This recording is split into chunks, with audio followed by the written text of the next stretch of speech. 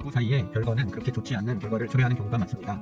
물론 잠시 서로에 대해서 돌아볼 수도 있고 상대방이 자신의 잘못을 각성하고 변화하려고 노력하는 분들도 있긴 하지만 그런 경우는 극히 드문 것이 현실입니다. 별거라는 것은 길어지면 좋지 않은 이유가 이혼을 원하는 자는 상대방 배우자와 함께 지내지 않기 때문에 서류상으로만 혼인관계일 뿐이지 실제 이혼을 한 것처럼 살아가게 되는 것 같습니다.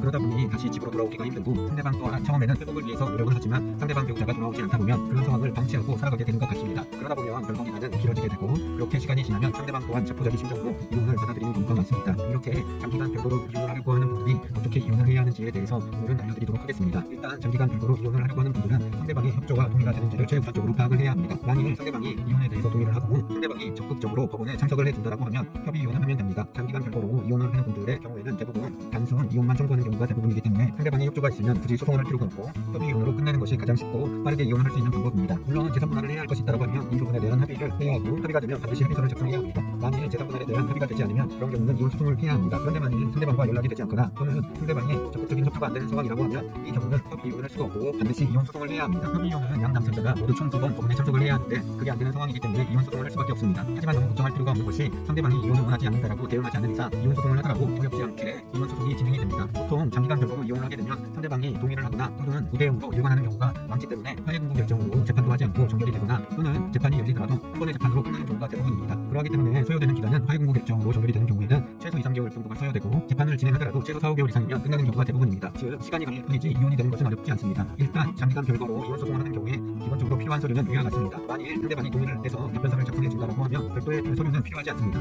하지만 상대방이 우대행을 한다고 하면 두 사람이 장기간 별거를 했다는 증거로 주변 주소 또는 주변 친인척들의 진술서 정도는 필요할 수가 있습니다. 그리고 설령 장기간 별거를 한 상대방이 이혼에 대해서 반대를 하더라도 본인에게 매도와 같은 위축 사유가 없다고 하면 대부분 이혼 판결이 나올 가능성은 높습니다. 그렇기 때문에 일단은 상대방과 연락과 협조가 되는지를 우선적으로 확인한 후 협의 이혼을 할 것인지 아니면 이혼 소송을 할 것인지를 결정하고 본인에 맞는 절차로 진행하게 된다고 하면 이혼은 어렵지 않게 될 수 있다는 점 꼭 참고하시길 바랍니다.